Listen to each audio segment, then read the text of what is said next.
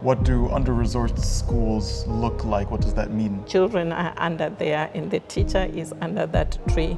The teacher is happy if she has a chair. I taught once in and under the tree school. How does this one who grew learning under a tree compete globally with the other one who grew up with tablets and smart boards in school? What are we as a community able to do? Can we not make the most basic structure for our children? Can you give me some money? I say, what do you want money for? You should be in school. He says, I just want to buy a pen. My name is Dr. Philip Pashuleri. I am an education consultant. I'm working at the moment in Sierra Leone. I am passionate about education, especially in Africa. Growing up in Africa, looking at the challenges of education in Africa and the good things about education in Africa. I have grown to like to focus on conditions of schools in Africa, on the problems of schools and education in Africa, and to bring these conversations to a wider audience so that we can all work together and find solutions together. Okay, is there some common patterns you've seen across the countries you've been at in schools? Yes, schools in Africa are an interesting diversity. I have taught from schools under the tree to some of the most advanced, well-resourced schools in Africa. I marvel at this diversity because it reflects the diversity of Africa itself. However, I think that the more I come to under-resourced schools, the more I am moved to want to find a way of solving some of these schools' problems. And this is where we all come in, because this is not a problem of one person or one school or one head of school. It is a problem of the continent. And I feel that it is high time that we as a continent begin to address our own problems. What do under-resourced schools look like? What does that mean? Yeah, I told you earlier of an under the tree classroom, okay? This means there's literally nothing except the tree. The tree is the classroom. Children are under there and the teacher is under that tree. The teacher is happy if she has a chair. Otherwise, they are just all on the ground using the soil as their writing boards and as their books. Teacher works with the natural objects of the environment, sticks for counting, stones for counting, leaves directly there in her environment. While it is good that she's using what is in her environment, it is also a question for me, in such a community, what are we as parents thinking about our children who are going to sit on the ground and learn? What are we as a community able to do? Can we not make the most basic structure for our children? It could be a shade to protect them from the sun.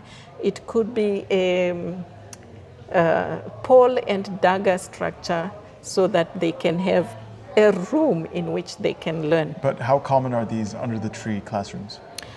Yeah, how common is a very important question. Again, we talked about under-resourced, right? Some of these schools, you see them in, remote places where, I don't know, nobody goes, you would want to say. I've met some of them in Somalia. I've met some of them, even in Zimbabwe. I taught once in and under the tree school. I say, maybe they are not as common as you want to think. still it worries me that there is still some under the tree classrooms in Africa in the 21st century, Yeah. where not all, but most other countries are looking at technology and AI and smart boards. That disparity, it hurts to think about. Because honestly, that girl who is learning under the tree is going to compete with that one who is using smartboard in her classroom, says computers and talking tablets. How do they compete? The jobs that they will compete for are the same.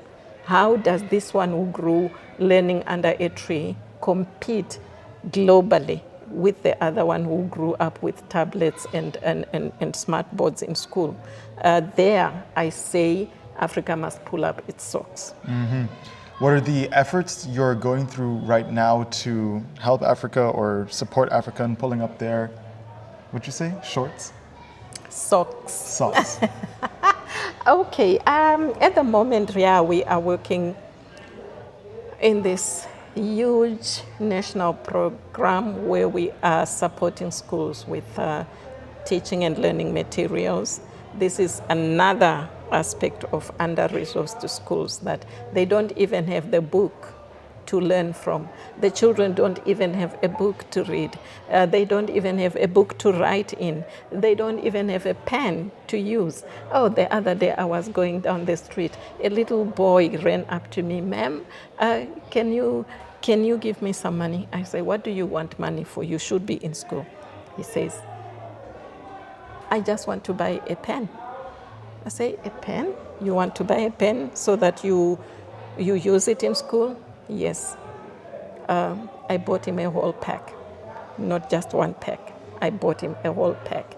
So then I learned, okay, if the children are able to go up to somebody, ask and get, surely us as a community can also ask from us and force us as a community to do something for our schools. I know communities do. My question is, do we do enough? My question always goes to parents.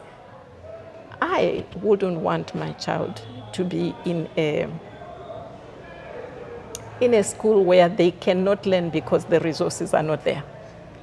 And I think today's parent, the more we understand the importance of education, the more we want the learning environment of our children to be better.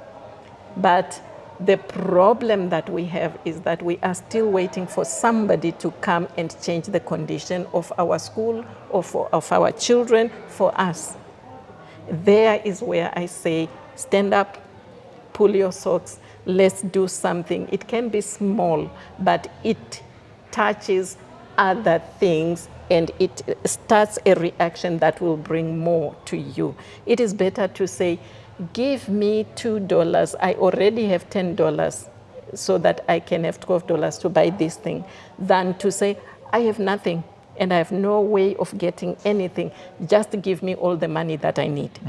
So to kind of strengthen them a bit more. Yes, you want to show that you are motivated and that you are proactive and that you are resourceful. And if somebody gives you their money, you know its value because you have already worked for that amount of money. You know that if you get some money from somebody, you will use it wisely. Unlike somebody who just says, I have nothing, give me.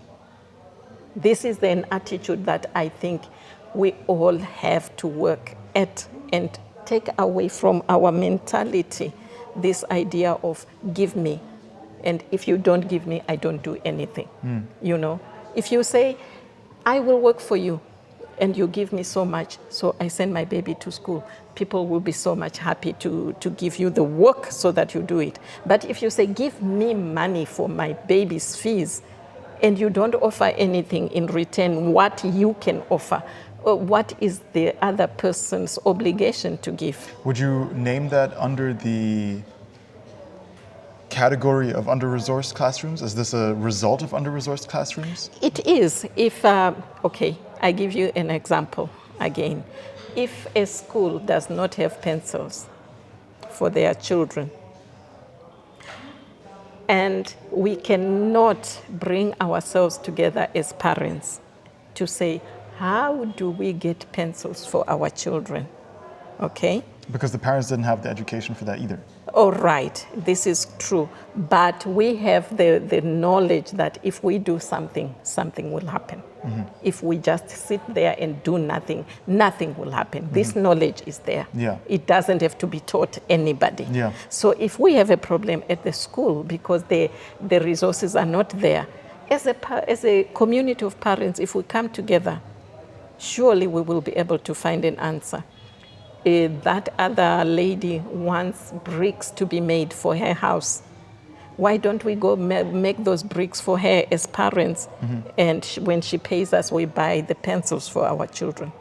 Okay, so what I'm hearing is like under-resourced schools tend to have not enough like teaching resources, just Yeah. purely, and they're missing proper structures, Yes. literally as in structures. Yes. They might burn down and might not be able to be replaced in time, like here. And they're missing proper communities that support those schools in their structures, in their materials in general. This is what I have seen, because many parents think that the school belongs to the headmaster, or if it is a mission school, it belongs to the mission, and the mission must solve the problems. Or the school belongs to the proprietor, if it is a private school, and that proprietor must solve all the problems of the school. Would you say the leading force in how schools improve is the community itself? I would want to say that. I would want to say that, although in most places I haven't seen it like that. Okay. I have seen schools, communities who are not active, who are not proactive, who are not innovative to make their schools work. Communities who are waiting for somebody, and the government, especially the government, to come and the government will give us the desks, the government will give us the bricks, the government will give us the builders, the government will give us the mats. And I'm thinking, in the community, there are those people who are craftspeople. They make mats. Why don't they make the mats for their children at school? Then let's say to take a parent, let's say, yeah, I'm a parent in an underdeveloped school, and I want to improve the space, and I understand that getting my community is the strongest way forward. Right. What would be the most actionable tips you could give me to getting that community, to activating other parents? How would you go about it? Okay, fine. I have examples. The first thing would be to make sure of that thing you want done in the school. And then you need to talk. As in set a clear goal? Yeah. You set a clear goal. I want to provide. I want 10 chairs in my school. Yes, I want 10 chairs and 10 desks in that school. Okay? And then you must also work out what needs to be done to get those chairs. We need wood, we need carpenters, we need the people who will work the wood, and we need, to carry the chairs to the school, for example. And then you need to work out, where do we get the wood? Probably in the forest, all right? Or it can be bought at the nearby wood company. How do we do it? We don't have the money. Usually it is the money, but it is also the knowledge of how to do things, okay? So if you know that normally in a community you have those people, we call them the pathfinders. They are innovative, they are active, they know what to do. If they don't know, they know who to ask, and they get things done. Such a pathfinder you need. And you said he has identified that this is what they want to do.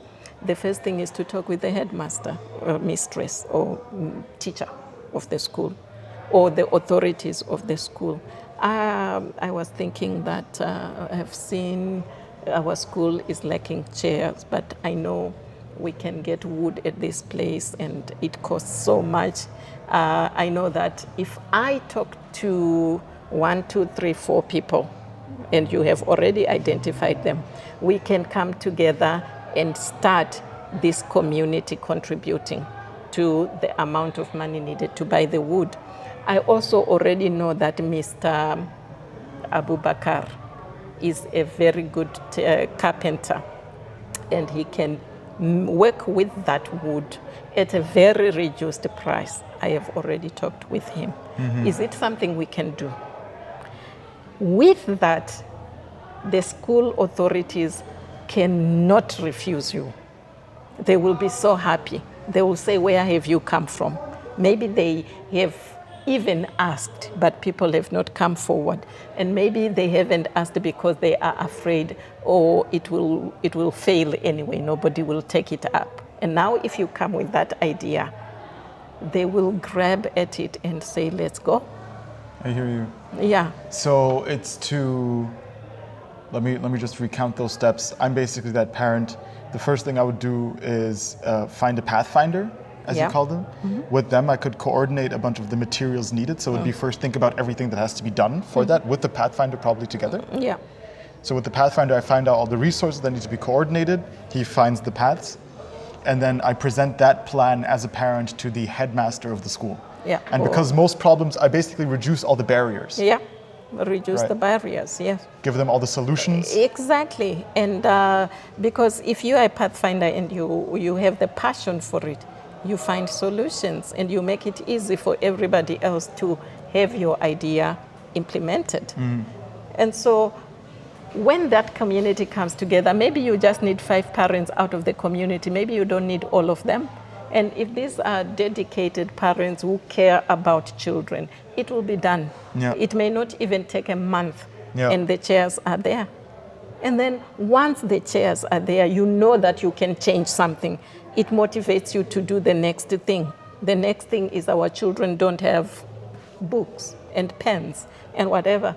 We can make so much change to our schools only if we have the concern, the desire to change, and the energy to take the first step. Everything else, in a way, falls into place. But we need parents who take the first step. But this, I'm talking to you from the basis of, let's say, the most disadvantaged school. Other schools are better off. Some already have communities that are active and they are changing things. But it needs some awareness raising and some empowerment of the community. I think most schools could use strong communities, stronger communities. Yes, and if not all schools, I mean, even the urban schools will need stronger communities, more participative parents who are coming and advocating for their children in a positive way. And they are working together with the teachers and the children at school. Then the school environment becomes vibrant and a very pleasant place to be. Now, just final questions for the viewers to reflect on.